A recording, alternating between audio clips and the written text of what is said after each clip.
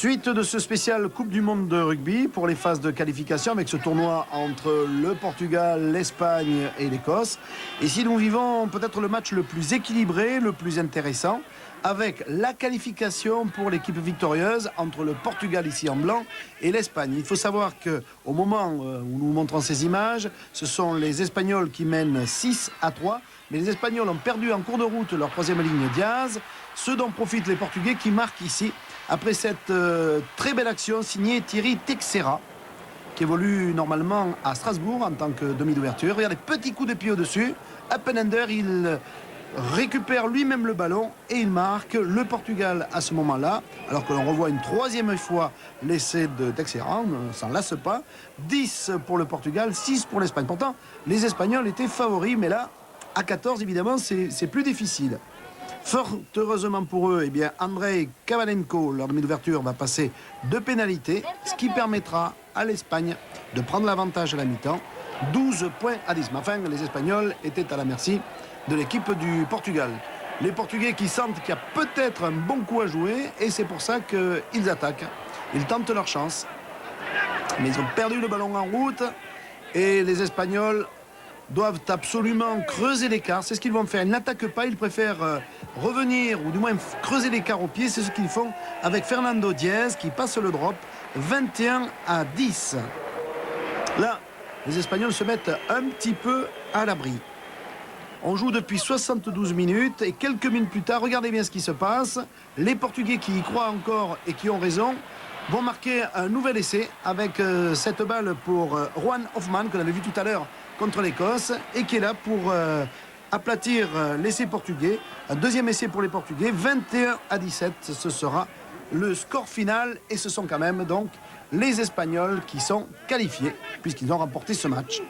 C'est une grande première dans l'histoire du rugby espagnol, et ceci sera très bon pour le développement de ce sport outre-Pyrénées.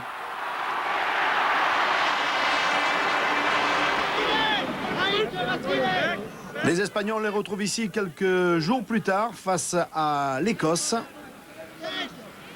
Les deux nations évidemment sont qualifiées et vont s'en donner à cœur joie. Et le match commence bien pour les Écossais et mal pour les Espagnols, mais ce n'est pas vraiment une surprise. Avec, après 3 minutes de jeu, cet essai signé Kenny Logan, qui joue à droite, qui joue à gauche de l'attaque écossaise. 7-0 pour l'équipe d'Écosse. Toujours la domination de la formation du 15 du Chardon. Avec un nouvel essai signé John Leslie, qui avait fait ses grands débuts internationaux, vous le savez, face au Portugal. Le voilà, l'essai de John Leslie. 14-0 après la transformation du demi d'ouverture de l'équipe d'Écosse, à savoir Peter Hodge. Après John Leslie, c'est son frère Martin Leslie que l'on va retrouver. Percé de Peters qui a servi Martin Leslie. C'est l'aîné de la famille, Martin Leslie. Et il marque 21-3 après 14 minutes de jeu. Là aussi, les Espagnols sont vite condamnés, même si vous pourrez constater qu'ils joueront toujours crânement leur chance. Mais enfin, le décalage, la différence était vraiment trop importante. Et c'est Townsend qui marque. Très belle action de la part des Écossais. Townsend, joueur du CA Brive-Corrèze. À la mi-temps, donc 40-3, les supporters jeunes et grands de l'équipe d'Écosse sont satisfaits. On les comprend. Et on passe à la deuxième mi-temps avec le même scénario que lors de la première mi-temps. C'est-à-dire que dès la première minute de jeu, qui c'est qui arrive? C'est monsieur Kenny Logan. C'est un agriculteur des Borders qui a été champion d'Écosse et qui est passé professionnel. Il a trouvé quelqu'un pour garder évidemment sa ferme. Son frère et sa maman s'occupent de la ferme et lui il est passé professionnel chez les Wasps. C'est un club de l'Angleterre. Les Espagnols qui ont failli être dangereux sur cette action. Fort heureusement pour l'Écosse, John Leslie est bien revenu et il peut aplatir Dodiver, un des meilleurs deuxièmes lignes du monde qui sert parfaitement son demi de mêlée. Red pass et ça repart pour l'équipe d'Écosse. On attaque, c'est bien fait. Townsend qui sert Kenny Logan. Et ce dernier marque Son troisième essai personnel, 54-3 en faveur de l'Écosse face à l'Espagne. On joue depuis 50 minutes. Et ça continue avec maintenant Murray qui s'échappe là-bas sur l'aile droite et qui va aller aplatir. 61-3. C'était le 9e essai de l'équipe d'Écosse. Dodiver marquera le 10e. On va voir maintenant le 11e. Et on retrouve, devinez qui, Monsieur Kenny Logan, qui va passer en force. Voilà. C'est son 4e essai à Kenny Logan. Regardez. Il joue bien le coup. Un coup d'épaule, il se protège et il marque. 73-3. On vient juste de passer l'heure de jeu. Les Espagnols attaquent encore. Ils n'ont peur de rien, sauf de perdre le ballon en route. Mais ça les tracasse pas trop. Mais c'est bien. C'est bien de ne pas pratiquer un rugby étriqué. Il faut se lâcher. De toute façon, le résultat, on sait que c'est l'Écosse qui aurait gagné. Donc pas de problème. Et les Espagnols, même s'ils commettent quelques erreurs, se sont lâchés. Et c'est bien avec Kenny Logan qui marque son 5e essai personnel. Je pense que c'est un record dans un match international. Et voici le dernier essai de l'équipe d'Écosse. C'est le 13e. Ils ne sont pas superstitieux, les joueurs écossais. 83e minute de jeu. Le ballon va aller jusqu'à Longstaff qui va marquer et qui portera le score à 85-3. Hodge qui a donné à son ailier gauche Murray. Et très bon service là pour Longstaff qui rentrait en cours de match. 85-3. L'Écosse a gagné. Mais ce n'est pas une surprise. Au classement, en première l'Écosse, deuxième l'Espagne, troisième le Portugal. Écossais et Espagnols se retrouveront en phase finale face à l'Afrique du Sud dans la poule A. Troisième tournoi de qualification, il nous amène au célèbre stade de Lansdowne Road à Dublin avec ce match entre les Irlandais en vert et les Roumains en jaune. Et un premier essai pour l'équipe d'Irlande signé Oshie, l'arrière de l'équipe d'Irlande. 14 minutes de jeu, l'Irlande ouvre le score et mène 7-0. Très belle action d'ailleurs, avec une superbe passe sautée pour l'arrière irlandais, qui va marquer en moyenne position. Mais cet essai sera transformé par Elwood et donc 7-0, je vous le disais, pour l'équipe d'Irlande. L'équipe d'Irlande qui bénéficiera d'un essai de pénalité et qui marquera un troisième essai ici par Scally, le demi-de-mêlée. 19-3 après 25 minutes de jeu. Voilà l'essai de Scally qui profite d'une erreur de défense roumaine. À ce moment-là, donc, je vous le disais, les Irlandais avaient bien le match en main. On pensait d'ailleurs qu'ils parviendraient à remporter ce match sans difficulté. Eh bien, absolument pas. Coup sur coup, les Roumains vont revenir au tableau d'affichage. Ici, tout d'abord, par Vioreanu. Après ce petit coup de pied très intelligent de Brezoianu. Et Vioreanu est le premier sur la balle. Et il aplatit 19-8. Plus que 11 points d'avance pour les Irlandais. Et ce n'est pas terminé. Regardez, après cette touche, une très belle attaque.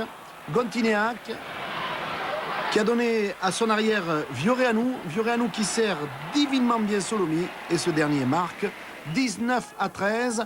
À la mi-temps, les Irlandais n'ont donc plus que 6 points d'avance face à la Roumanie. Le suspense reste entier et on ne sait pas à ce moment-là qui va se qualifier, qui va remporter le match. Deuxième mi-temps, Wood, le talonneur emblématique de l'équipe d'Irlande, est rentré. Les Irlandais attaquent, perdent le ballon en route.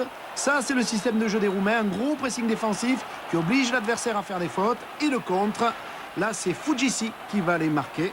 Il ramène le score, écoutez bien, à 22-20 sur leur pelouse de Lansdowne Road. Les Irlandais n'ont plus que 2 petits points d'avance. Et évidemment, les supporters irlandais qui pensaient que ce match n'échapperait pas à leurs joueurs commencent à se faire beaucoup de soucis. Alors dans ce cas-là, qu'est-ce qu'il faut faire? Eh bien, il faut réattaquer. Il faut prendre son courage à deux mains et essayer de repartir dans le cas adverse. C'est ce que font d'ailleurs très bien les Irlandais. Avec Oshie qui repart maintenant. Elwood qui donne sur Bell. Feinte de passe de Bell qui va aller marquer. Jonathan Bell. 5 essais en 23 sélections. C'est bien ce qu'il fait là. Regardez. Il récupère la balle. Il fait semblant de donner. Hop, feinte de passe. Il prend l'intérieur et il marque. 32-20, les supporters et l'encadrement bien sûr de l'équipe d'Irlande commencent à respirer. Car la pression était intense. Les Irlandais là qui ont trouvé donc la bonne mesure et on retrouve Bell pour un nouvel essai 39 à 23. On a bien l'impression que la messe est dite. Peut-être pas tout à fait, même si à la 71e minute, Andy Ward marquera un deuxième essai. Le deuxième essai de sa carrière en 7 sélections, 46-23. Est-ce que le match a vraiment basculé pour les Irlandais? Eh bien, peut-être pas tout à fait. Car les Roumains ne vont pas complètement baisser les bras. Ils se disent qu'il y a peut-être une carte à jouer, alors qu'on voit ici l'essai de Ward. Et encore une fois, ils vont pousser les Irlandais à la faute. Voilà, faute de main, balle récupérée. Vous connaissez le scénario. Et Brezoanou va remonter tout le terrain. Wood est là, il fait semblant de donner. Et il rafute Ward. Et il va les marquer, ramenant le score à 46 à 30. Les Irlandais, fort heureusement, bénéficieront d'un essai de pénalité, prenant l'avantage 53 à 30. Mais le dernier mot sera néanmoins roumain avec cet essai de Vioreanu. 53 à 37, c'est le score final à l'avantage de l'équipe d'Irlande.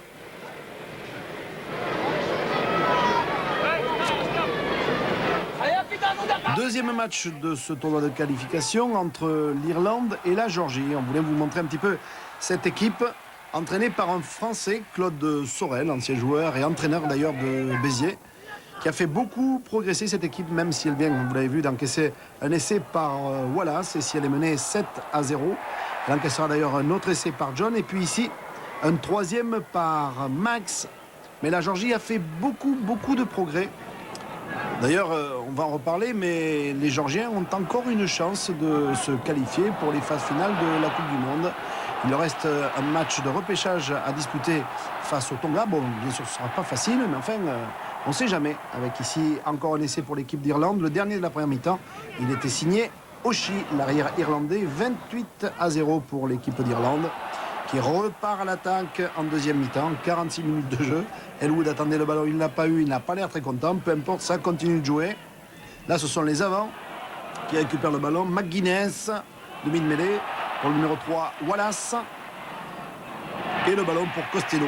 Troisième ligne centre de l'équipe d'Irlande. À ce moment-là, l'équipe d'Irlande mène 35 à 0 et 42 à 0 après cet essai de Bignan. Ah, ils se régalent, les Irlandais. Alors ils jouent, regardez, ils tentent leur chance, ils déploient le jeu. C'est très spectaculaire, c'est très agréable à vivre. Scully rentre en cours de match, a donné sur Elwood. Encore en regroupement. Scully à nouveau. Elwood qui a croisé avec Bell. Et Bell va marquer. Très bel essai. Beaucoup de soutien, beaucoup d'envie de jouer. 49 à 0 en faveur de l'équipe d'Irlande face à la Géorgie. 60e minute de jeu. Encore un essai. C'est Dempsey qui le marque. 56 à 0. C'est le 8e essai de l'équipe d'Irlande. Ce n'est pas terminé. Les Irlandais marqueront d'ailleurs 10 essais. Voici le 9e, 68e minute de jeu. C'est Scully que l'on va retrouver, qui fait semblant de donner et qui s'engouffre dans la défense géorgienne. 63 à 0. Avant de terminer le match, quand même, on va vous montrer une attaque géorgienne. Malheureusement, l'arbitre, M. Ron Davis, le Gallois, sifflera, car il y avait effectivement une grosse faute de joueur géorgien sur un joueur irlandais. C'est dommage, on aurait bien aimé voir les Géorgiens, l'auraient mérité, marquer un essai. Enfin bon, Davis, il applique le règlement. Et c'est la fin de cette rencontre avec un ultime essai pour les Irlandais. Un essai de Dempsey qui portera le score final à 70 à 0 en faveur de l'équipe d'Irlande. Avec donc 10 essais marqués et 10 transformations de Elwood. Le classement, Irlande, Roumanie, premier, deuxième, Géorgie, troisième. Les Irlandais évolueront en poule E avec l'Australie et les USA.